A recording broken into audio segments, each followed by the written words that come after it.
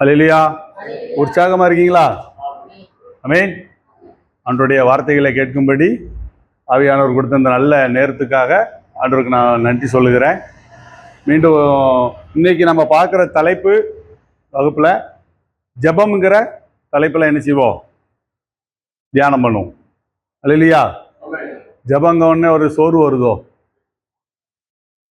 அப்படிதானே? ஜெபம்னு சொன்ன உடனே நமக்கெல்லாம் வர்றது என்னதுதான்? ஃபஸ்ட்டு சோர்வு தான். கை தட்டி நல்லா பாட்டு படிங்கன்னா அரை மணி நேரம் இல்லை 1 மணி நேரம்னாலும் நல்லா மியூசிக் அடித்து ஜம்முன்னு படிப்போம்.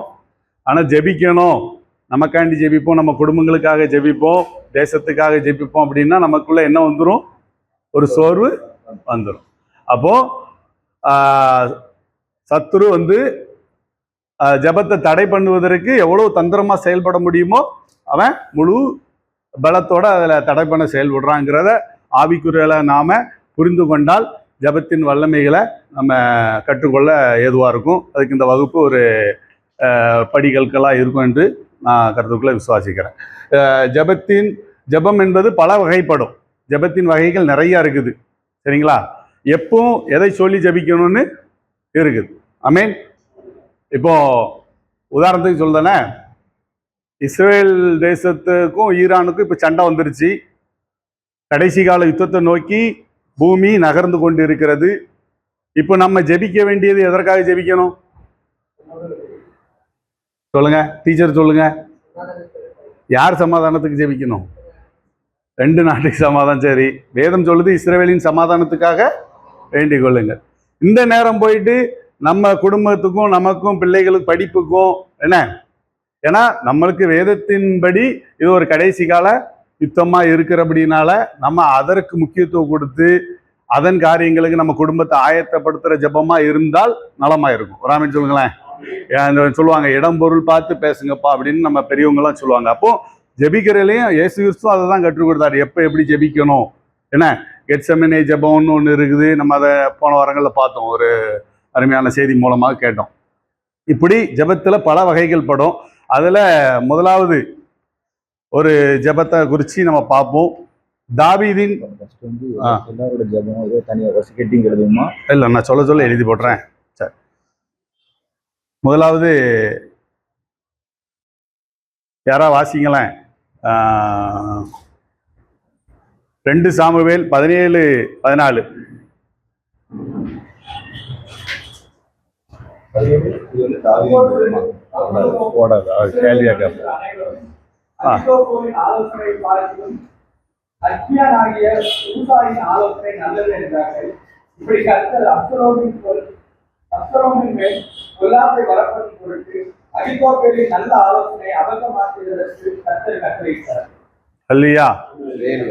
இந்த சம்பவம் உங்களுக்கு விவரிக்க வேண்டியதில்லை.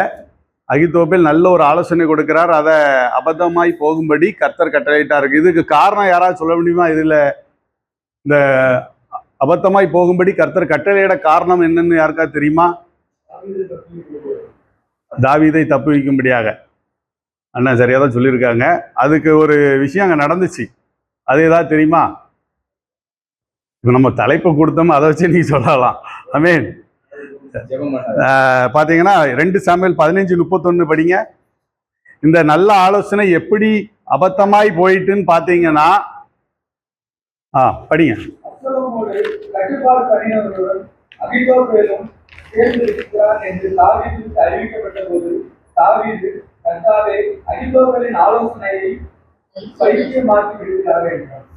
சொல்லுங்களேன்.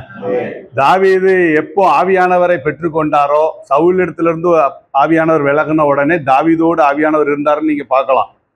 எப்போ நம்ம ஆவியானவருக்குள்ள நடத்துதல் இருக்கோமோ அப்போ புத்திமானாய் நடக்க ஆரம்பிச்சிடும். ஆமென். நம்மளை ஆவியானவருக்கு ஒப்பு கொடுத்து அவர் நம்மளை ஏற்ற பாதையில் நடத்துவார். வேதம் சொல்லுகிறது அவன் மகா புத்திமானாய் நடந்தான், புத்தியாய் காரியங்களை நடப்பித்தான் இருக்கு. அப்போ நம்மளுக்கே வேதம் சொல்லுது புத்தியுள்ள ஸ்திரீ வீட்டை கட்டுகிறாள் இருக்கு. இந்த விஷயத்தை கேள்விப்படுறாரு தாவீது. யார் விஷயத்த?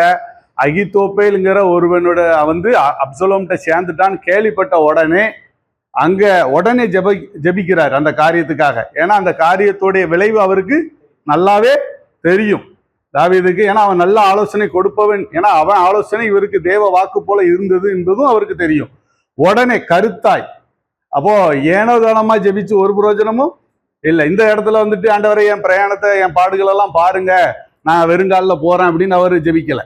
என் கஷ்டத்தை பாருங்க, நான் விட்டு வந்து என் அரியணை பார்த்துக்கிடுங்க, நான் அப்படிலாம் அந்த மாதிரி தாறுமாறா வார்த்தைகளை அவர் பயன்படுத்தல. ஒரு விஷயத்தை கேள்விப்படுறாரு, அங்க அவர் புத்தியாய் ஜெபிக்கிறார். ஒரு ஆமென் சொல்லுங்களேன். அப்போ நம்ம இன்னைக்கு கடைசி நாட்கள்ல இருக்கிறோம், மணித்துளியில இருக்கிறோம்னு எல்லாம் தெரியுது. நமக்கு ஒரு யுத்தம் ஆரம்பிக்குதுன்னா நம்மளும் புத்தியாய் ஜெபிக்க அழைக்கப்படுறோம். இன்னும் உட்கார்ந்துக்கிட்டு மற்ற ஜபங்களுக்கு இனிமேல் வாய்ப்பு இல்லை, பிரயோஜனமும் இல்லை. தாவீதும் அலம்பல, ஒரு வார்த்தை சொன்னாலும் வெயிட்டா சொல்றார், அகித்தோப்பேலின் ஆலோசனையை நீர். அப்படி அவர் ஒரு நீங்க கர்த்தர் கட்டளையிட்டார் நம்ம பார்க்கிறோம். கர்த்தர் வந்து நம்ம கேட்காம எதுக்குமே வந்து அவரா வந்து வேதம் என்ன சொல்லுது, கேளுங்கள் அப்பொழுதுதான் உங்களுக்கு கொடுக்கப்படும். அப்போ நம்ம ஞானமா கேட்கறதுக்கு ஃபர்ஸ்ட் அழைக்கப்படுறோம். ஒரு ஆமென் சொல்லுங்களேன். அப்போ வந்து பாருங்க, தாவீது 2 சாமுவேல் 15:31 அவர் கரெக்டா ஜெபிச்சிருந்தாரு. ஜெபிச்சதன் விளைவு தான் அந்த ஒரு, அதுவும் பாருங்க, நல்ல ஆலோசனையை கர்த்தர் அபத்தமாக்கப்பட்டார். ஒரு ஆமென் சொல்லுங்களேன். ஆமா, இப்படிப்பட்ட உலகத்துல இன்னைக்கு இந்த போருடைய பாதிப்பு எங்க வரைக்கும் வந்துச்சு? எங்க வரைக்கும் வந்துச்சு? வீட்டோட அந்த ஒரு நண்பர் சொன்னார், வீட்டை அடுப்பாங்கிற வரைக்கும். ஆமா, ஆண்டவர் சீக்கிரம் வரப்போறாரு. எத்தனை விசுவாசிக்கீங்க? மணவாட்டி சமைச்சது போதும்னு சொல்றாரு. ஒரு ஆமென் சொல்லுங்களேன். அவன் நீ சமயக்கட்டில் கிடந்து கஷ்டப்பட்டது போதும், என் வீட்டுக்கு நான் என்ன செய்ய போறேன், உன்னை கூட்டு போறேன்னு சொல்லாம சொல்லுவார். அப்போ அந்த மாதிரி புத்தியா ஜெபிக்கிறதுக்கு நம்ம என்ன செய்யணும்? ஆமா, இப்ப ஏன்னா யுத்தம் ஆரம்பிச்சிருக்கிறது. இந்த யுத்தம் ஆரம்பிச்சது யாரு? இந்த யுத்தத்தை ஆரம்பிச்சது யாரு? அமெரிக்காவா, ஆப்பிரிக்காவா? இஸ்ரேல் தேசம். எப்படி ஒரு கருத்தை உங்களுக்கு சொல்ல விரும்புறேன். மணவாளனுக்கு காத்திருக்கிற மணவாட்டி வீட்டார் காத்துட்டு இருக்காங்கன்னு வச்சுக்கோங்க. நம்ம வீட்டில் கல்யாணம் முடிச்சிருப்போம், அப்படிதானே? உங்க வீட்டில் கல்யாணம் முடிஞ்சிருக்கலாமா 2 பசங்களுக்கு? அப்போ அங்க காத்துட்டு இருக்காங்க. நம்ம அந்த மணவாட்டியோட ஊர் எல்கைக்கு போன உடனே மணவாளன் வீட்டில் என்ன செய்வாங்க? மணவாட்டி ஊருக்கு போயிருந்தாங்க, மணவாட்டி ஊர் எல்கைக்கு போயிட்டாங்க. இப்போதான் வீடியோ கால்லாம் வந்துருச்சு. அப்போ அப்படி கிடையாது. முன்னொரு காலத்துல மாப்பிள்ளை வந்துட்டாரு, நீங்க எப்படி கண்டுபிடிப்பீங்க? கொட்டடிப்பாங்க. வேற வெடி, அததான் இப்ப போட்டிருக்காங்க. சொல்லுங்க. அல்லேலூயா. போட்டது யாரு? நம்ம மணவாளன் ஊருக்காரங்க போட்டிருக்காங்க. அப்போ நம்ம மணவாட்டி இதுல வந்து பயப்படக்கூடாது. இனிமேல் போயிட்டு குளிக்க போகக்கூடாது, பல்லு விளக்க போகக்கூடாது, அதுக்கெல்லாம் நேரம் கிடையாது. இப்போ நீட்டா கிளம்பி உட்கார்ந்து கிடணும். நமக்கு ஒரு டைம் உண்டு. கண்ணாடியும் அப்பப்போ டச்சப்புக்கு ஒரு இது பஞ்சும் வச்சுக்கிட வேண்டியதான். அதுக்கு தான் நேரம் இருக்கு. அப்பப்போ பார்த்து டச்சப் பண்ணிக்கிடணும். கண்ணாடி என்பது இந்த வேதம், பஞ்சுங்கிறது என்னது, நம்ம அப்பப்போ தொடைக்கிற ஜபம். இதுதான், இதுக்கு தான் நேரம் இருக்கு. அதை நம்ம புரிந்து கொண்டால் நலமா இருக்கும். இன்னும் நான் வீடு கட்டணும், தார் ரோடு போடணும், சிமெண்ட் ரோடு போடணுங்கிற ஜபம்லாம் இனிமேல் செல்லுபடி ஆகாது. அதை புரிந்து கொள்வோம். தாவீது போல புத்தியாய் ஜெபிப்போமானால் ஆண்டவர் ஏற்ற நேரத்துல நமக்கு நேரிட இருக்கும் அபாயங்கள்ல இருந்து நம்மளை விடுவிக்க வல்லவரா இருக்கு. எத்தனை விசுவாசிக்கீங்க? அல்லேலூயா. அதான் கருத்துள்ள ஜபம். என்ன கருத்தா ஜபிக்கணும். அடுத்த ஜபம் வந்து யாரை பார்க்கலாம் அப்படின்னா,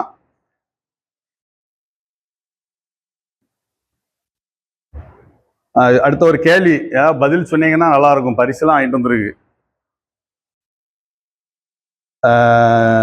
தானியல் 6:10-11 வாசிங்க. தானியல் 6:10-11. இது வந்து இந்த ஜபம் வந்து எப்படின்னு பார்த்துட்டீங்களா? தாவீது ஜபிச்சது கருத்தான ஜபம். அலம்பல் இல்லை, தேவையில்லாத வார்த்தைகள் இல்லை, கருத்தா என்ன தேவைக்கு ஏற்ப தாவீது ஜெபிச்சாருங்கிறத நீங்க நோட் பண்ணிக்கிடுங்க. அதுக்கு கருத்துள்ள ஜபம் போடலாம்ல. தானியலோ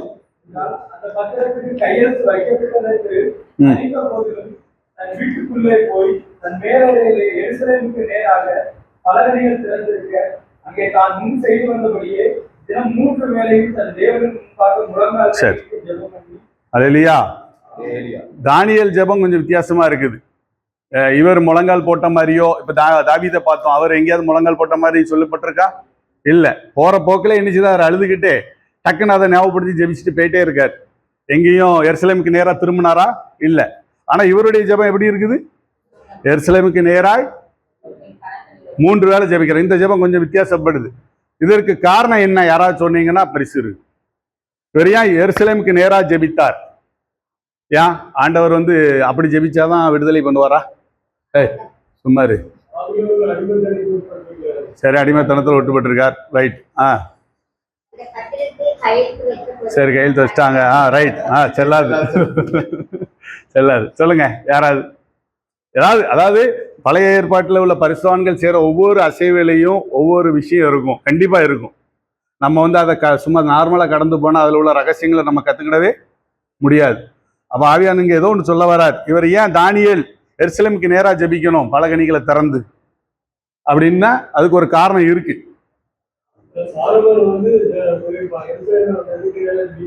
அண்ணன் சொல்லிட்டாப்லையா? நான் டீ கடையில் சொல்றேன். அண்ணன் கை தட்டலாம். இல்லையா? கொஸ்டின் அவுட் ஆயிட்டு நினைக்கிறேன். வாங்கினேன் கை தட்டுங்களேன். பெண்கள் கை தட்டிய மாட்டீங்கல, ஆம்பளையால் வாங்கினா. அதை வாசிங்க பார்ப்போம்.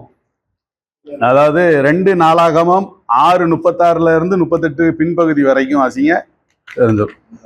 அதை நோட் பண்ணிக்கிடுங்க. அதாவது தானியேல் சும்மா ஜெபிக்கல, வரேன் நேரம் போகலன்னு அவரு கதவை திறந்து வச்சு ஜெபிக்கல. காரியம் என்ன? சாலமோன் ஜெபித்த ஒரு ஜெபம், அவர் அதை ஃபாலோ பண்ணிட்டு இருந்திருக்கிறார். சாலமோன் அந்த ஆலயத்தை கெட்டிட்டு ஒரு விண்ணப்பத்தை ஏறெடுப்பார் பரலோக தேவனை நோக்கி.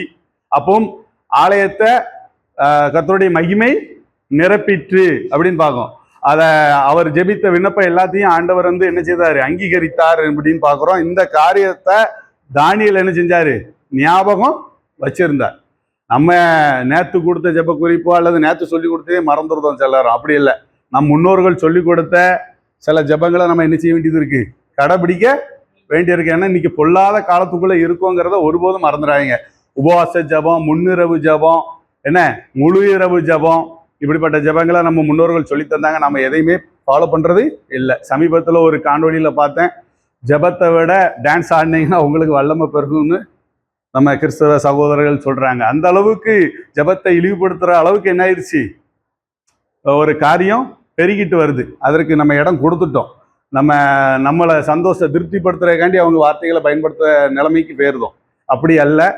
ஜபம் 40 நாள் ஜபத்துக்கு ஒரு வல்லமை உண்டு. ஒரு அமைச்சு சொல்லுங்களேன். ஒரு நாள் நீங்க பாஸ்டிங் இருந்து ஜபிச்சாலும் அதுக்கு வேல்யூ உண்டு.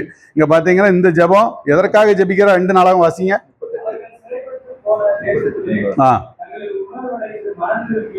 நாங்கள் பாவம் செய்து அக்கிரமம் பண்ணி துன்மார்க்கமாய் நடந்தோம் என்று தங்கள் சிறையிருப்பான தேசத்திலே உங்களை நோக்கி கெஞ்சி, தாங்கள் சிறைகளாக கொண்டு போகப்பட்ட தங்கள் சிறையிருப்பான தேசத்திலே தங்கள் முழு இருதயத்தோடும் தங்கள் முழு ஆத்மாவோடும் உம்மிடத்தில் திருப்பி தேவரீர் தங்கள் விழாக்களுக்கு கொடுத்த தங்கள் தேசத்திற்கும் தேவரீர் தெரிந்து கொண்ட இந்த நகரத்திற்கும் உடைய நாமத்திற்கு நான் கட்டின இந்த ஆலயத்திற்கும் நேராக உங்களை நோக்கி விண்ணப்பம் பண்ணினார். ஒரு ஆமீன் சொல்லுங்களேன். அந்த வார்த்தையை பார்க்கணும், கவனமா பார்க்கணும். இது நம்ம ஏதோ லேசுவசா கடந்து போக கூடாது. ஒரு ஆர்டரை நம்ம சபை நமக்கு கொடுத்துருக்குன்னா அதை நம்ம ஃபாலோ பண்ண அழைக்கப்படுறோம். என்ன சும்மா காலத்துங்கட்டத்தை இதெல்லாம் இப்போ எவன் செய்வான், இதெல்லாம் அந்த காலம் அப்படிங்கிறதெல்லாம் கிடையாது. அவங்க ஒன்று கொடுத்துருக்காங்கன்னா ஆவியான ஒரு உதவியோட தான் என்ன செய்வாங்க? கொடுத்துருக்குறாங்க. அதை நம்ம ஆண்டவருடைய வருகை மட்டும் கடைபிடிக்க உண்மையுள்ளவர்களா இருக்கும். ஆமா, எருசலேம். ஆமா, ஆலயம் எருசலேம்ல இருந்துச்சு. எருசலேமுக்கு நேரானா சாலமோனுடைய ஜெபத்தை தானியேல் நினைவு கூர்ந்து ஜெபித்தார். இப்படிப்பட்ட அடிமைத்தனத்துக்கு போனா இப்படி ஜெபிக்கணுங்கிற அந்த ரகசியங்களை யாரும் அறிஞ்சிருந்தா? தானியேல் அறிஞ்சிருந்தனாலதான் அப்படி ஜெபிச்சார், சும்மா ஜெபிக்கல. ஆமென். அதை புரிஞ்சுக்கிடணும். உதாரணத்துக்கு இன்னைக்கு முகமதியர்களை நீங்க எடுத்துக்கிட்டீங்கன்னா அவங்க இதை ஃபாலோ பண்றாங்க. அவங்க வந்து எருசலேமை நோக்கி பண்ணல, அவங்களுக்கு மெக்கா தானே, மெக்காவை நோக்கி தான் அவங்க தொழுவாங்க. பாருங்க, அவங்க பயன்படுத்துற கூட நம்ம என்ன செய்யறது இல்லை. நமக்கு இப்போ அந்த திசைகள் ஆண்டவர் வலியுறுத்தலை. ஆனால் நம்ம கண்மலைக்கு நேராய் நம்மளுடைய கண்களை என்ன செய்யணும்? ஏறெடுக்கும். ரமிச்சு எங்கும் தொழுது கொள்ளும் காலம் வரும்னு ஆண்டவர் சொன்னதுனால நம்ம அதை ஃபாலோ பண்றது இல்லை. ஆனாலும் நமக்கு ஒத்தாசை வரும் பருவதங்களுக்கு நேராய் நம் கண்களை ஏறெடுக்கும். ஒரு ஆமீன் சொல்லுங்க. நம்ம கால்களை தள்ளாட விடாதவருக்கு நேராய் நம்ம விண்ணப்பங்களை ஏறெடுக்க அழைக்கப்படுறோம். இந்த இதுக்கு வந்து ஆமா, முன்னால உள்ள காரியங்களை நினைவு கூர்ந்து ஜெபிக்கிறார். நினைவு கூர்ந்து ஜெபம் போட்டு. சரி, அடுத்த ஜெபம் பார்த்துருமா? ஆண்டவர் நமக்கு நல்ல ஜெபம் சொல்லி கொடுத்துருக்காங்க, அப்படிதானே? என்ன ஜெபம்? பரமண்டங்களில் இருக்கிற அதை ஒரு ஆள் எடுத்து வச்சுக்கிட்டுங்களேன். மத்தேயு 6:9. கிட்டத்தட்ட 99% அதே போல ஜெபித்த ஒரு ராஜா இருக்காரு. யாருக்கா தெரியுமா?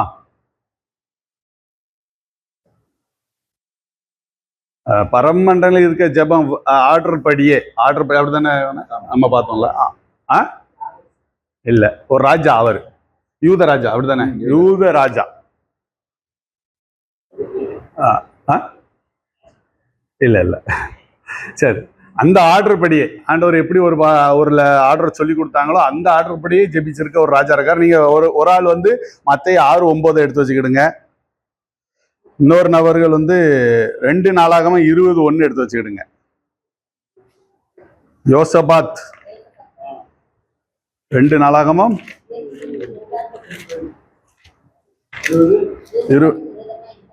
ஆமா, யுத்தம் பண்ண வார நான் எடுத்துக்கிட்டா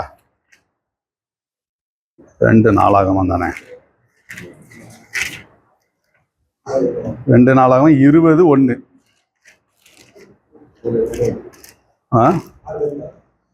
ஆமா, 20:1. ஜெபம் ஆரம்பிக்கிறது 6ல இருந்து ஆரம்பிக்காரு என்ன. அதாவது யோசபாத்துக்கு விரோதமா இங்க யுத்தம் பண்ண வந்துருந்தாங்க. நீங்க ஒரு ஆள் பரமண்டல ஜெபத்தையும் எடுத்து வச்சுக்கிடுங்க. யோசபாத் ஜெபிக்கிறத பாருங்களா. இப்போ நீங்க பரமண்டல ஜெபத்தை வாசிங்க. நீங்கள் ஜெபம் பண்ண வேண்டிய விதமாவது, பரமண்டலத்தில் இருக்கிற எங்கள் பிதாவே, உம்முடைய நாமம் பரிசுத்தப்படுவதாக, உம்முடைய ராஜ்யம் வருவதாக, உம்முடைய சித்தம் வர முதலாவது அங்க என்ன சொல்லி கொடுக்காங்க ஆண்டவர்? எங்கள் பிதாவே உம்முடைய ராஜ்யம் பரிசுத்தப்படுவதாக அப்படின்னு சொல்லி பிரைஸ் பண்றாங்க பரலோகத்தை குறிச்சு. அதே இதை பாருங்க, இவர் ஜெபிக்க ஆரம்பிக்கார் பாருங்க. எங்கள் பிதாக்களின் தேவனாய கர்த்தாவே, பரலோகத்திற்கு நீர் அல்லவோ தேவன், தேவரீர் ஆளுகிறவர். இதையும் வெறும் பரலோகத்தையே என்ன செய்யறாரு? பிரைஸ் பண்ணக்கூடிய ஒரு நபரா இருக்கிறாரு. அடுத்தது பரமண்டல இருக்கிற ஜெபத்தை படிங்க அப்படி வரிசையா. உம்முடைய சித்தம் பரமண்டலத்திலே செய்யப்படுவது போல. ஆமா, இதுதான் நமக்கு ஆண்டவர் கொடுத்த வாக்கு தத்தம். பரலோக ராஜ்யத்தை உங்களுக்குள்ளேயே அந்த ராஜ்யம் இருக்குன்னு சொல்லிட்டு போயிருக்கிறாங்க. பரலோகத்தில் எப்படி செய்யப்படுதோ அதை தான் பூமியிலும் செய்யப்படும்னு வாக்கு தத்தமும் கொடுத்துருக்காங்க. அதுக்காக தான் நீங்களும் நானும் காத்துக்கிட்டு இருக்கிறோம். இது நமக்கு ஆண்டவர் கொடுத்த ஒரு வாக்கு தத்துவம். இவர் பாருங்க, அடுத்த எங்கள் தேவனாகிய நீர் உம்முடைய ஜனமாகிய இஸ்ரவேலுக்கு முன்பாக இந்த தேசத்து குடிகளை துரத்தி விட்டு இதை உம்முடைய சிநேகிதனாகிய ஆபிரகாமுடைய சந்ததிக்கு என்றுக்கும் கொடுக்கவில்லையா? இவரும் அந்த வாக்கு தத்துவத்தை என்ன செய்தாருங்க? கிளைம் பண்றார். ஜெபத்துல நம்ம போன உடனே எனக்கு அதை தாரு இதை தாருன்னு சொல்லி ஜெபிக்கிறது ஜெபம் இல்லை. முதலாவது ஆண்டவரை என்ன செய்யணும்? துதிக்கணும், ஆராதனை செய்யணும், அவரை புகழ்ந்து பாடணும், அவருடைய வல்லமையை நினைச்சு அவருடைய மகத்துவத்தை நினைச்சு நம்ம பிரைஸ் பண்ணிட்டு அதுக்கப்புறம் அவர் நமக்கு கொடுத்த வாக்கு தத்தங்களை என்ன செய்யணும்? சொல்லணும். நம்ம மறந்துடுவோம். ஆண்டவர் மறக்காதவர் தான். ஆனா நம்ம வாயில் அதை எதிர்பார்ப்பார். என்ன, நம்ம ஆதியில அவர் மேல கொண்ட அன்பின் நிமித்தம் சேரும் போது கொடுத்த வாக்கு தத்தங்களை என்ன செய்யணும்? திரும்ப ஒருக்க நினைவுபடுத்தும் போது ஆண்டவர் அந்த வார்த்தைகளை கேட்கும் போது என்ன செய்வாரு? அதை புதுப்பிக்க வல்லவரா இருக்கு. ஒரு ஆமீன் சொல்லுங்களேன். ஆமா, வாக்கு தத்துவம். அடுத்தது பாருங்க, பரமண்டல ஜெபம் திரும்ப வாசிங்க கீழே.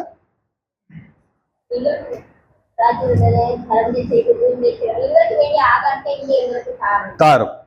எங்களுக்கு வேண்டிய ஆகாரத்தை ஆண்டவர் சொன்னாங்க. முதலாவது தேவனுடைய ராஜ்யத்தையும் நீதியும் தேடுங்கள், மற்ற எல்லாம் உங்களுக்கு கொடுக்கப்படும். அது ஒரு உடன்படிக்கை நமக்கு.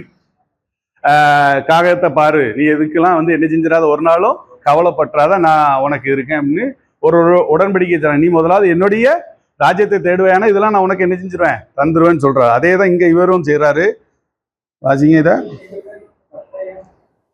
நாமத்திற்குன்ற ஒரு பரிசாலத்தை கட்டி எங்கள் பட்டயம் வாரம் அதுல எந்த இடம்ல அது இதுல உடன்படிக்கை நினைவு கூறுற ஜெபம் வந்து இதுல அதுலேயே கண்டினியூவாகவே வந்துடும். வந்து எங்கள் இடுக்கங்கள் நோக்கப்படுகையில் இந்த 9ஆம் வசனத்தை பார்த்தீங்கன்னா தெரியும். எங்கள் மேல் பட்டயம், நியாய தண்டனை, கொள்ளை நோய், பஞ்சம் முதலான தீமைகள் வந்தால் அப்பொழுது உம்முடைய நாமம் இந்த ஆலயத்தில் விளங்கும்படியால் நாங்கள் இந்த ஆலயத்திலும் உங்கள் சன்னியிலும் வந்து நின்று எங்கள் இடுக்கணில் உம்மை நோக்கி கூப்பிடுகையில் தேவரீர் கோட்டு ரட்சிப்பர் என்று சொல்லியிருக்கார். இவர் இங்க போட்ட ஒரு அக்ரிமெண்ட்டை தான் என்ன செய்தாரு? இது யார் போட்ட அக்ரிமெண்ட்? இப்பதான் பார்த்தோம். யோசபாத் போட்டாரா? யோசபாத் ஆலயத்தை குறித்து பேசுறாரு. யார் போட்ட அக்ரிமெண்ட் ஆலயத்துல? சாலமன் போட்ட அக்ரிமெண்ட். நீங்க சாலமோன் ஜெபத்தை போய் பார்த்தீங்கன்னா அவரு அழகா ஜெபிச்சிருப்பாரு. அதை யாரும் அப்போல நினைவு கூறினா தானியேல் தூர தேசத்துக்கு போனதுனால அந்த பலகனியை திறந்து நினைவு கூறார். பார்த்தீங்கன்னா இதெல்லாம் ரொம்ப ஆச்சரியமா இருக்கும். என்ன நம்ம அந்த ராஜாக்களுக்கு இவங்க ராஜாக்களா இருக்கிறதுக்கு இந்த ஒரு குவாலிஃபிகேஷனே போதும். ஆமே அப்படித்தானே? இந்த ஒரு குவாலிஃபிகேஷன், ஏன்னா அவங்க எல்லாத்தையும் நினைவு வந்து கரெக்டா அந்த சட்டத்திட்டங்களை வச்சிருக்கிறாங்க, அதை ஃபாலோ பண்றாங்க இருக்கிறாங்க. இவரு அந்த உடன்படிக்கை சொல்லி ஜெபிக்கிறார். நீர் இப்படிலாம் சொன்னீர, எங்களுக்கு இடுக்கம் வரும்போது இந்த அழைத்துக்கு வந்து ஜெபிச்சு அதை விடுவிப்பேன். அந்த ஜெபமும் சாலமோன் ஜெபிச்சார், அதை இவரும் அறிஞ்சிருக்கிறார். ஒரு ஆமென் சொல்லுங்களேன். ஆமா. அதுக்கப்புறம் பாருங்க, நாங்கள் பிறருக்கு மன்னிக்கிறது போல எங்கள் குற்றங்களை எங்களுக்கு மன்னியும். இது நம்மளுடைய செய்கையை சொல்லி ஜெபிக்கணும். இப்ப நான் இப்படிலாம் செய்வேன், எனக்கு நீங்க இதெல்லாம் செய்யுங்கன்னு சொல்லி நம்ம ஜெபத்துல 4வது விஷயமா செய்யணும். அதை தான் இவரும் சொல்றாரு. வரப்போகிற அம்மன் புத்திரம் பேர் நீர் உத்தரவு கொடுக்கவில்லை, ஆகையால் நாங்கள் விட்டு. ஆமா, இதுல பாத்தீங்கன்னா அந்த 10வது வசனத்தை வீட்டுல போய் பார்த்தீங்கன்னா தெரியும்.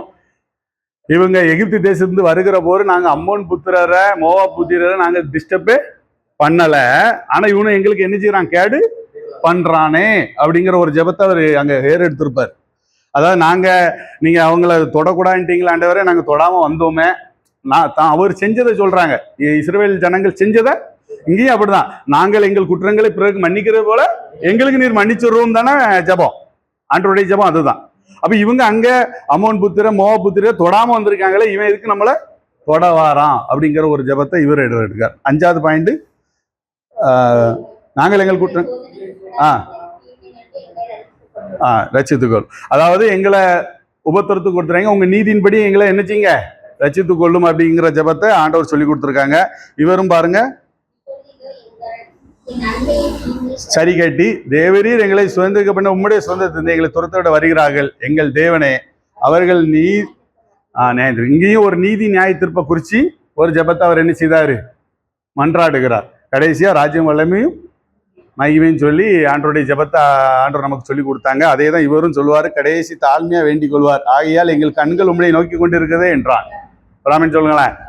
அப்போ பரமண்டங்களில் இருக்கிற ஜபத்தை ஆல்ரெடி ஒரு மனுஷன் என்ன செய்யறான், ஒரு பேட்டர்ன்ல மறைமுகமா ஜெபிச்சிருக்கிறார். அந்த மனுஷன் வேற யாரும் இல்லை, ராஜா யோசபாத்.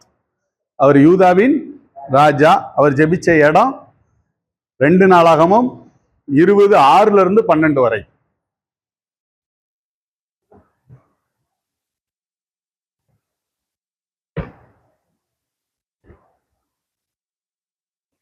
அடுத்த சம்பவம்,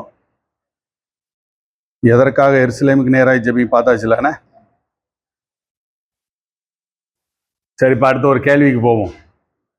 பரிசு வாங்க தயாரா இருக்கிறீங்களா? கேள்வியை கவனிங்க. நீ உனக்கு தெரிஞ்சுன்னு நினைக்க, நீ சொல்லாத, நீ பரிசு வாங்கிட்டு வர. ஒரே பெயர் கொண்ட 2 நபர்கள் ஜெப வீரர்கள் யாரு? சொல்லுங்க. யாக்கோபு. இவங்க வந்து பெண். அண்ணாள். இப்படி குழு கொடுத்தா அரை பேனா தான் கொடுக்கணும், மூடி மட்டும் தான் கொடுக்கணும். சொல்ல வேண்டாமா, ஜெப வீராங்கனை தெரிய வேண்டாமா அண்ணாள்னு? அப்படி கேட்க முடியாதுல்ல. நல்லா கவனிச்சீங்கன்னா வேதத்துல அண்ணாள் இந்த பெயர் கொண்டது பழைய ஏற்பாட்டுல ஒரு தாயார்.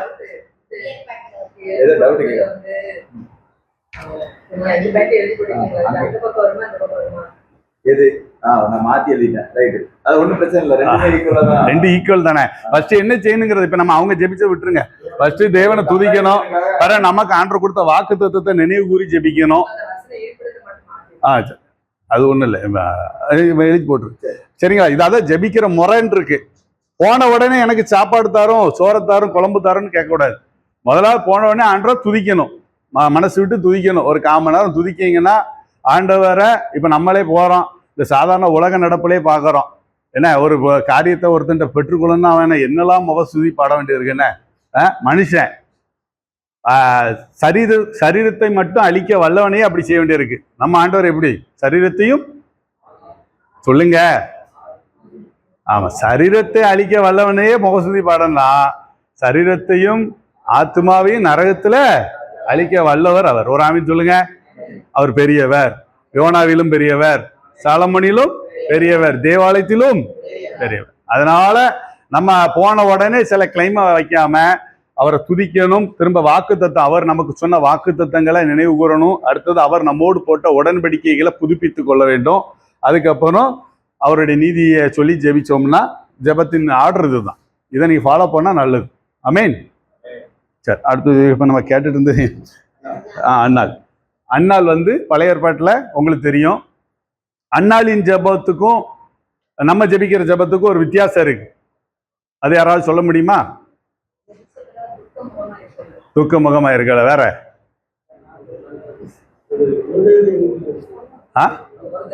இருதயத்தை ஊற்றி ஜெபிச்சார், வேற இன்னும் நீங்க பாயிண்ட்டுக்கு வரல. சொல்லி கொடுத்துட்டான். நல்லா கவனிங்க. வா, சரி, எப்படி பிட் அடிச்சுனாலும் பாஸ் ஆயிட்டல. வா, நார்மலும் பிட் அடிச்சு தான் பாஸ் ஆயிருக்கு 12th. வா, ராஜேஷ்கா. அதாவது அன்னாள் ஜெபிச்சாங்க வருஷா வருஷம். ஏலி தானே அவரு, ஏலிக்கு முன்னால வந்து ஜெபிச்சாங்க. அவர் ஹஸ்பண்ட் பேரு எல்கானா. எல்கானா கூட வருஷம் வருஷம் என்ன செய்யறாங்க, அந்த ஆலயத்துக்கு வராங்க, ஜெபிக்காங்க. ஆனா அவங்க கடைசி வருஷ ஜெபம் கொஞ்சம் மாறுது. எப்படி மாறுது? நீர் எனக்கு ஒரு பிள்ளை தருவீரானால் நான் என்ன செய்யறேன், அந்த பிள்ளைய உமக்கு தாரேன், அந்த பிள்ளையின் தலையில சவரகன் கத்தி படாது அப்படிங்கிற ஒரு அக்ரிமெண்ட்டை என்ன செய்யறாங்க அந்த அம்மா, அந்த தாயார் வந்து அதை போடுறாங்க. இதை வந்து எல்லா வருஷம் போட்டாங்களான்னா கிடையாது. அந்த கடைசி வருஷம் அவங்களுக்கு என்ன ஆயிட்டு, ஆவியானவர் நெருக்கி ஏவுதாரு. இவங்க ஜெபத்தை ஊன்றி ஜெபிக்காங்க. ஆனால் ஊற்றி ஜெபிச்சாங்க. அதெல்லாம் ஒரு சம்பவம் தானே, இல்லைங்களே. இருதயத்தை ஊற்றினால்னு வேதமே சொல்லுது. அப்புறம் ஒரு அக்ரிமெண்ட்டுக்கு அவங்க வராங்க. நம்ம இன்னைக்கு ஆபிரகாம் ஜெபிக்காரு, அடியனுக்கு என்ன தருவீர் அப்படிங்காரு. இப்போ பேதுரு சொல்றாங்க, என்ன சொல்றாங்க, எல்லாத்தையும் விட்டுட்டு நான் உங்க பின்னால வரவேன், நீர் எங்களுக்கு என்ன என்ன எங்களுக்கு கிடைக்கும், இந்த என்ன கிடைக்கும். நம்மளும் இன்னைக்கு ஜெப நேரத்துல என்ன பண்ணிருந்தோம், எனக்கு என்ன லட்டு தருவீரா, ஜாங்கிரி தருவீரா, அப்படித்தானே? சரியா? நமக்கு என்ன கிடைக்கும், என்ன கிடைக்கும், இப்படி ஒரு ஜெபம் நம்ம வச்சிருக்கிறோம். இன்னும் என்ன கிடைக்குங்கிற ஜெபம் யாரெல்லாம் பண்றா? அதுல பாத்தீங்கன்னா கொஞ்சம் மாத்தி, நமக்கு என்ன கிடைக்குங்கிறத விட பவுல் எப்படி கேட்கிறாரு ஆண்டவர்கிட்ட, நான் என்ன செய்ய, அந்த இது மாறுதா, அந்த வேண்டுதல் மாறுது. அப்போ 3 நாள்ல என்ன செய்தார் ஆண்டவர், அவருக்கு காரியங்களை அவருக்கு ஆவிக்குரிய மாம்ச கண் அடைப்பட்டாலும் ஆவிக்குரிய கண்ணை ஓபன் பண்ணி 3 நாள் அவருக்கு சகலத்தையும் சொல்லி, அவருடைய வேகத்தை பார்த்தீங்களா, பவுல் அப்போஸ்தலனுடைய வேகத்தை. அப்போஸ்தலர்கள்ட்ட இல்லாத வேகம் அவர்கிட்ட என்ன செஞ்சுச்சு. இவங்கெல்லாம் 50 நாள் காத்திருந்து ஆவியானவர் பலன் அடைஞ்சாங்க. இவர் எங்கேயா பலன் அடைஞ்சாரா? அப்படி இல்லை. அப்போ இந்த ஜெபம் மாறிட்டுனால என்ன ஆயிரும், ஆட்டோமேட்டிக்கா நம்மளை கொண்டு செய்ய வேண்டிய காரியத்தை ஆண்டவர் செய்ய வல்லவர். எத்தனை பேர் விசுவாசிக்கீங்க? பலத்தினாலும் அல்ல, பராக்கிரமத்தினாலும் அல்ல, அவருடைய ஆவினாலே. ஆமா, அதனாலதான் பவுல் வெறிகுண்டு சொல்றார், என்னை பலப்படுத்துகிற கிறிஸ்துனாலே எல்லாவற்றையும் செய்ய பலன் எனக்கு உண்டு. இந்த வார்த்தைகள்லாம் அவர் பயங்கரமா ஆவியில வைராக்கியம் கொண்டு சொல்லுவார். பாத்தீங்கன்னா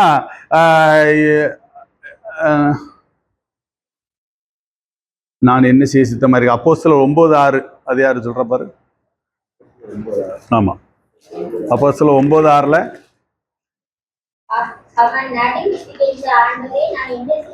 இதுதான் பவுல். என்ன இது? பவுல் நோட் பண்ணிக்கிடுங்க. அப்போஸ்தலர் 9:6 பவுல் சொன்ன வார்த்தை. நான் என்ன செய்ய வேண்டும்ங்கிற ஜெபத்துக்கும் எனக்கு என்ன தருவீர், எனக்கு எதை செய்வீருங்கிற ஜெபத்துக்கு வித்தியாசம் இருக்கு. அதை நம்ம தயவுசெய்து புரிஞ்சுக்கொள்ளணும். அந்த வார்த்தையின் ஆழத்தை நம்ம புரிஞ்சு கொண்டால் நலமா இருக்கும். மத்தேயு 19:27 அவங்க கேட்கறாங்க, பேதுரு கேட்காரு, எங்களுக்கு என்ன கிடைக்கும், எல்லாத்தையும் நாங்க விட்டுட்டு வரோமே, எங்களுக்கு என்ன கிடைக்கும். ஆதியாகமம் எனக்கு இருப்பிடம் தெரியல, அடியனுக்கு என்ன தருவீன்னு சொல்லி யார் ஜெபிச்சிருப்பா? ஆபிரகாம் ஜெபம் அப்படி இருந்திருக்கும், அடியனுக்கு நீர் என்ன தருவீர் அப்படிங்கிற ஜெபம். ஆமா, இருக்கா? எழுதிரு. ஆதியாகமம் 15:2.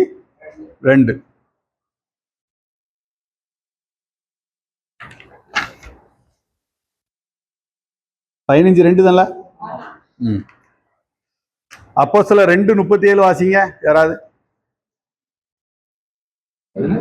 அவர்கள் கேட்டபொழுது இருதயத்திலே குற்றப்பட்டவர்களாகி பேதுருவையும் மற்ற அப்போஸ்தலரையும் பார்த்து, சகோதரரே, நாங்கள் என்ன செய்ய வேண்டும் என்றார். அப்போஸ்தலர் 2:37 இங்கேயும் ஒரு வேண்டுதல் இருக்குது. எப்படின்னா, அவங்க இருதயத்துல குத்தப்பட்டவொடனே அங்க ஒரு பெரிய ரட்சிப்பு நடக்குது. ஒரு 3000 பேர் ரட்சிக்கப்படுறாங்கல்ல, அந்த இடத்துல பார்த்தீங்கன்னா நாங்கள் என்ன செய்ய வேண்டும். இப்ப நம்ம ஜெபம் மாற போய் தான் இன்னும் நம்ம பகுதியில நம்ம குடும்ப சூழ்நிலையில ரட்சிப்பு இன்னும் வேகமா என்ன செய்யல வரல. எனக்கு என்ன கிடைக்கும், எனக்கு என்ன கிடைக்குங்கிற போய் தான் என்னது வரல. நம்ம பகுதிகளில் ஒரு எழுப்புதல் வரல. நம்ம ஜெபத்தை கொஞ்சம் மாற்ற வேண்டிய இடத்துக்கு வந்திருக்கோம். பக்கத்துல கை கொடுத்து சொல்லுங்க, இன்னிலிருந்து உங்க ஜெபம் மாறட்டும். கை கொடுத்து எல்லாரும் சொல்லுங்க, சிரிச்ச முகத்தோட சொல்லுங்களேன். உங்களுக்காண்டியே ஜெபிக்காங்க. ஆமா, பிறருக்காண்டி நான் என்ன செய்யணும் ஆண்டவரேன்னு சொல்லி ஜெபிக்க நம்ம அழைக்கப்படுறோம். ஒரு ஆமென் சொல்லுங்களேன். ஏன்னா காலம் சமீபமாய் ஆயிற்று. இந்த ஜெபங்களை பார்த்துக்கிடுங்க. அடுத்தது அன்னாளை குறித்து பார்த்துட்டு இருந்தோம், அப்படிதானே? அன்னாளை குறித்து பார்த்துரும். அன்னாள் அப்படி ஜெபிச்சதுனால அன்னாளுக்கு என்ன கிடைச்சிச்சு? ஒரு பையன். அதே மாதிரி புதிய ஏற்பாடு அன்னாளுக்கு வாங்க, அது வாசிங்க.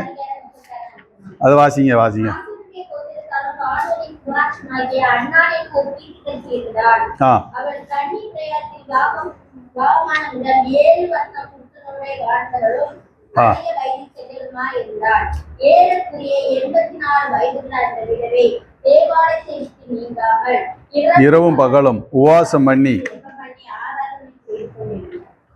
சொல்லுங்களேன்.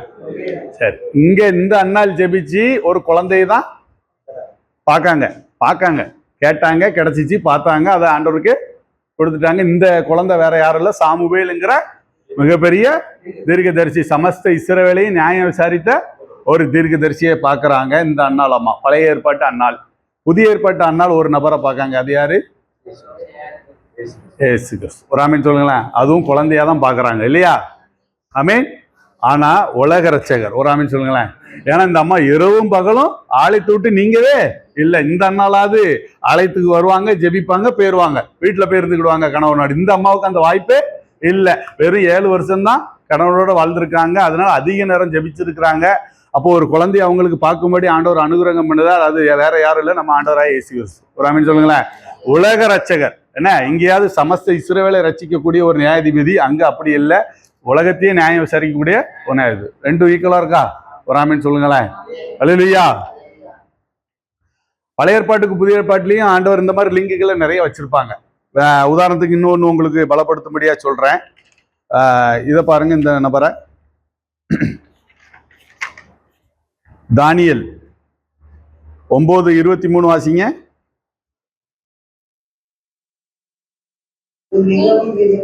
தானியேலோ என்றால் நீ மிகவும் பிரியமானவன். தானியேல் பிரியமானவன் என்பதனால அவருக்கு என்னதுன்னா கடைசி காலத்துக்குரிய ரகசியங்கள் ஆண்டவர் என்ன செஞ்சாரு? வெளிப்படுத்தினார். அப்படித்தானே? தானியேல் 12:4 வாசிங்க.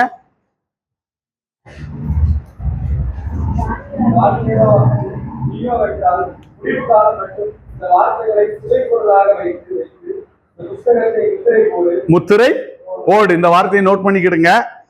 தானியேல் பிரியமானவன், ஜெபிக்கிறவர், சரிங்களா? அவர்கிட்ட ஆண்டவர் சொல்றார் நீ மிகவும் பிரியமானவன். கடைசி கால ரகசியங்களை சொல்லிட்டு சொல்லுதாரு. ஒரு சில காரியத்தை மட்டும் தானியேல்கிட்ட சொல்றாரு, நீ முத்திரை போடு. அடுத்து வாங்க, யோவான் 19:26. வெளிப்படுத்தல்ல பிரியமானது யாரு? பிரியமான சீசன் யாரு?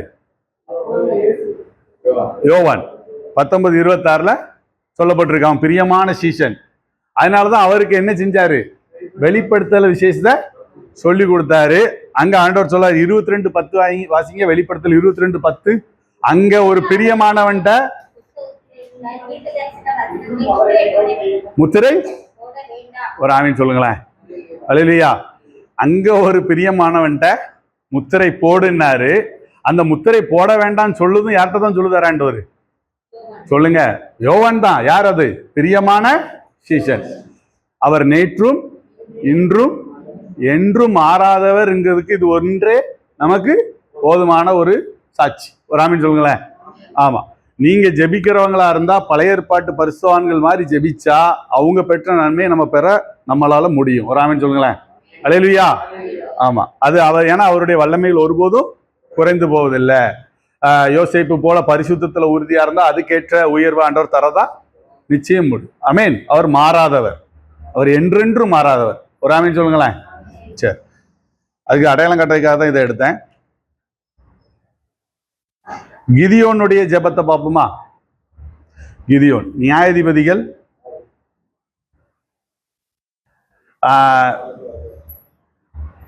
வாசிங்க, 6:14 வாசிங்க. அப்பொழுது கர்த்தர் அவனை நோக்கி பார்த்து, உனக்கு இருக்கிற இந்த பலத்தோடே போ, நீ இஸ்ரவேலை மீதியானியர் கைக்கு நீங்களாக்கி ரட்சிப்பாய். போதும், உனக்கு இருக்கிற இந்த பலத்தோட போ. அது என்ன பலம்? யாராவது சொல்லுங்க, அது என்ன பலம்? அப்போ அவர் உடம்புல பலன் உள்ளவரா கிதியோன்? கிதியோனால நிறைய பேர் அப்படிதான் நினைச்சிட்டு இருக்கீங்க.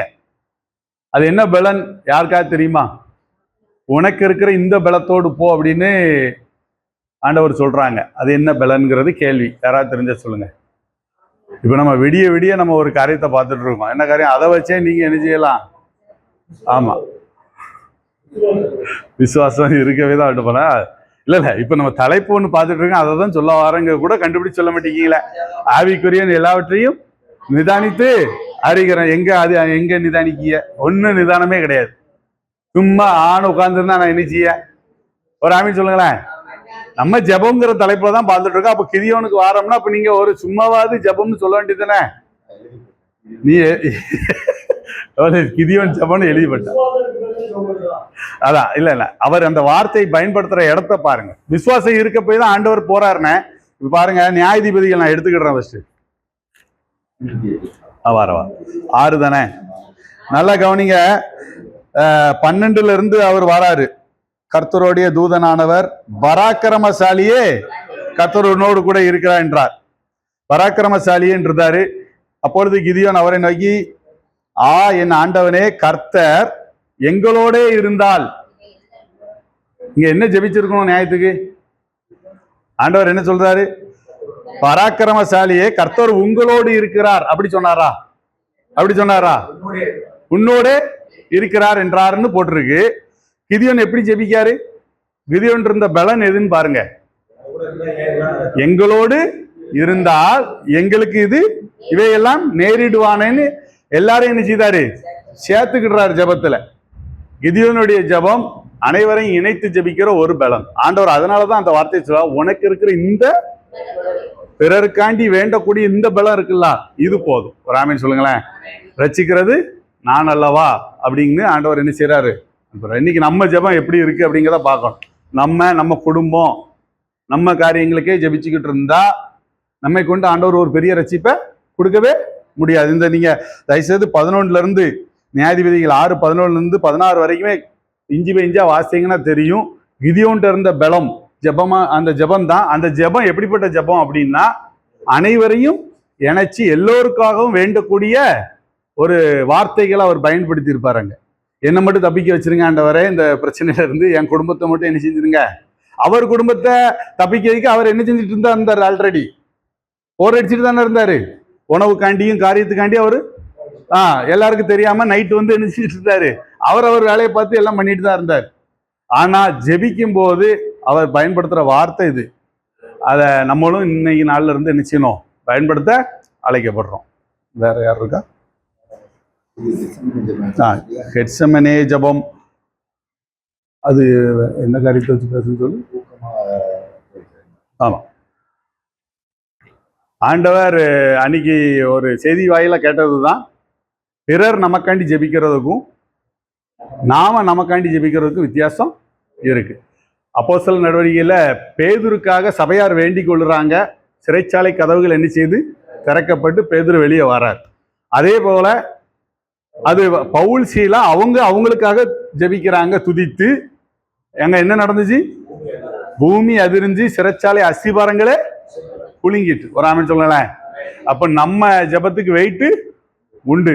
அதான் தயவுசெய்து புரிஞ்சு விடணும். பிறர் ஜெபிக்கிறது நமக்கு விடுதலை தரும், ஒரு வழியில ஒரு விடுதலை தரும். ஆனால் நீங்க நம்மளை நமக்காண்டி ஜெபிச்சா மொத்த அஸ்திபாரமும் தகர்க்கப்படும்.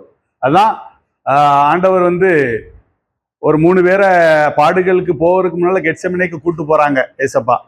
அவங்க ஜெபமும் சேர்ந்து அவர் ஜெபிக்கிற ஜெபமும் சேரட்டும்னு சொல்லி போறாங்க. ஆனா அவங்க 3 பேர் என்ன செய்றாங்க? தூங்கிடுறாங்க. ஒரு பிரயோஜனமும் இல்லை. ஆனாலும் அவங்களுக்கு சொல்ல வேண்டிய கருத்தை சொல்லிட்டு அவர் என்ன செஞ்சார்? முழுவதும் ஜெபித்தார். அப்படி அதனால தான் எதிர்த்து இருக்கிற அந்த 3-4 நாளுக்குள்ள அந்த பாடுகளை ஆண்டவர் என்ன செஞ்சாங்க? எளிமையா ஆண்டோடைய பலத்துல கடந்து போனாங்க, வெற்றியும் அடைஞ்சாங்க. சிலுவையில ஒரு மாபெரும் வெற்றியை ஆண்டவர் அடைஞ்சார். அதற்கு காரணம் கெட்செமனில அவர் என்னது? வேர்வை பெருந்துளியாய் வந்தது என்று நம்ம பார்க்கிறோம். ராமின் சொல்லுங்களேன். ஆமா. அப்போ ஏசப்பாவுடைய வெற்றிக்கு பின்னால இருக்கிற ஒரு மாபெரும் பலம் என்னதுதான்? ஜெபம். ராமின் சொல்லுங்களேன். ஆமா. முதலாவது கிறிஸ்தவ நம்ம ஆவிக்குரிய பிள்ளைங்க புரிஞ்சுக்கிட வேண்டிய ஒரு விஷயம், சாத்தானுடைய பலமான ஆயுதம் என்னன்னா, முதலாவது நம்மகிட்ட இருக்க ஜெபத்தை அவன் உடைப்பான். ராமின் சொல்லுங்களேன். அதுக்கப்புறம் தான் இது நம்ம யோபு காரியத்துல தான் நம்ம பார்த்துருக்கிறோம். யோபுவை தொடுவதற்கு முன்னாடி ஆண்டவர்கிட்ட அவன் கேட்கறான், நீர் அவனை சுற்றி வேலி அடைக்கவில்லையோ அப்படின்னு ஒரு கேள்வி. ஏன்னா அவன் சகல சத்தியமும் தெரிஞ்சவன். சும்மா போய் நீ போய் என்ன சோதிச்சு பாருங்காரு. அப்போ நான் இப்படி சோதிக்க முடியும்? நீர் தான் அவனை சுற்றி வேலி என்பது என்னதுதான்? பாதுகாப்பு. பாதுகாப்பு நமக்கு பாதுகாப்பு யார் தான்? ஜெபம், அதாவது ஆவியானவர். முதலாவது நம்மகிட்ட இருந்து ஆவியானவர் அவன் பிரிப்பான். வராமின்னு சொல்லுங்களேன். ஜெபம்ங்கிறது நம்மகிட்ட இல்லாம போகும். அப்படின்னாலே நம்ம அலர்ட் ஆயிடணும். இது அவனுடைய வேலை தான்.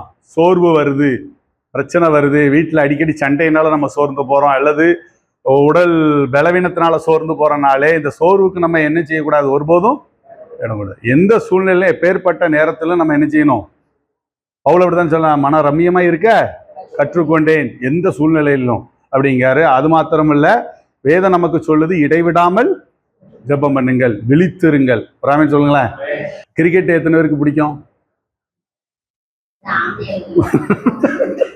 அப்போ உங்களுக்கு நாடகம் தான் பிடிக்குமா? சரி, கிரிக்கெட்டை பத்தி சொல்றேன்னா ஒரு உதாரணத்துக்கு வா ஜெபிக்கும். நம்மளுக்கு நம்ம கேப்டன் நல்ல ஸ்கோர் அடிச்சு நல்ல நிலையில டீமை வச்சுட்டு போயிருக்காப்புல. யார் அது? இயேசு கிறிஸ்து. நானே வழியும் சத்தியம் ஜீவனும் சொல்லியிருக்காரு. ஜெபிக்க கற்றுக் கொடுத்துருக்கிறாரு. எல்லா ஆர்டர் எல்லாம் நல்லா சொல்லி கொடுத்து நல்ல ஒரு ஸ்கோர் பண்ணிட்டார். அவருக்கு தூக்குன சிலுவையை தூக்க சொல்லல. அன்றர் சொல்றாங்க, அவனவன் தன் தன் சிலுவை. நான் தூக்குன சிலுவையை நீங்க தூக்க வேண்டாம், ஆனா உங்களுக்கு நான் ஒரு சிலுவையை என்ன செஞ்சுட்டு இருக்கேன்? வச்சிருக்கேன். அவன் சிலுவையை தூக்கிட்டு என்ன பின்பற்றி வா அப்படின்னு சொல்லியிருக்கிறாங்க. இன்னைக்கு ஒரு இது எதனால சொல்ல வேண்டியது இருக்குன்னா, இன்னைக்கு ஒரு நூதனமான உபதேச காலகட்டத்தில் வந்துட்டு. ஏன் அப்படின்னா, கடைசி காலங்கிறதுக்கு இதுவே ஒரு அடையாளம். எது அப்படின்னா, இன்னைக்கு நீங்க ரோட்ல நடந்து போற இந்து சகோதரர்களை பார்க்கலாம். அவங்க எண்ணிக்கை அதிகமாயிட்டு. ஆமீன். ஒரு 10 வருஷத்துக்கு முன்னால் இருந்ததை விட இப்போ அதிகமாயிட்டு. ஏன் அப்படின்னு பார்த்தீங்கன்னா, அணைய போற விளக்கு பிரகாசமா எரிஞ்சு அணைஞ்சிடும். வராமின்னு சொல்லுங்களேன். அதே தான் நமக்கும் இன்னைக்கு நல்ல கருகலான சத்தியங்களை ஆண்டவர் நமக்கு ஏன் வெளிப்படுத்தணும் அப்படின்னா, ஆவியானவருடைய காலம் என்ன செய்ய போகுது? வராமின்னு சொல்லுங்க. ஆவியானவர் காலம் முடிய போகுது. இப்போ எப்படி ஒரு வயதானவர்கள் இறக்கும் தருவாயில சில ரகசியங்களை என்ன செய்வாங்க? பிள்ளைங்களுக்கு சொல்லி கொடுப்பாங்க. வராமின்னு சொல்லுங்களேன். அப்படிதான் ஆவியானவரும் நம்மை நிறைவாய் நடத்தி கொண்டிருக்கிறார். ஏன்னா அவருக்கு கொடுக்கப்பட்ட டியூட்டி சகல சத்தியத்துக்குள்ளும் நடத்தக்கூடிய காரியம். அதனாலதான் நமக்கு இன்னைக்கு இப்படிப்பட்ட காரியங்களை ஆண்டவர் வெளிப்படுத்துறார். இதுல சிலர் என்ன செய்யறாங்க? கொஞ்சம் நூல்கான பிசாசு டைவர்ட் பண்றான். எல்லாம் ஆண்டவர் முடிச்சிட்டாரு, நம்ம குப்புறப்படுத்து தூங்கலாம், என்ன இல்ல விட்டத்தை பார்த்து தூங்கலாங்கிற லெவல்ல அவன் என்ன செய்யறான்? விதைக்கிறான். அதுக்கும் நம்ம இடம் கொடுத்துற கூடாது. நமக்கு விழித்திருங்கன்னு சொல்றாரு. நம்ம சிலுவையை எடுக்க வேண்டிய கட்டாயத்துல இருக்கும். அந்த கிரிக்கெட் விஷயத்துல ஸ்கோர் பண்ணிட்டாங்க. ஆனா விளையாடுறது ஒன் டேக்கு மேட்ச் இல்லை, இன்னிங்ஸ் ரூல்ஸ் பார்த்தீங்கன்னா நீங்க வீட்டில் போய் படிக்க தெரியும். அவுட் ஆகாம என்ன செய்யணும்? பேட்ஸ்மேன் ரன் அடிக்கமோ இல்லையா, அவுட் ஆகாமலையாவது இருக்கணும். விக்கெட் இருந்தால் தான் ஜெயிக்க முடியும். நம்மளை எந்த வகையிலையாவது அவுட் ஆக்குறதுக்கு பிசாசு என்ன செய்வான்? பாலை எரிஞ்சுக்கிட்டே இருப்பான். ஜெபம்ங்கிற பேட்டோட நம்ம இருந்து என்ன செய்வோம்? ஜெயிப்போம். ஒரு அலையிலேயே சொல்லுங்களேன்.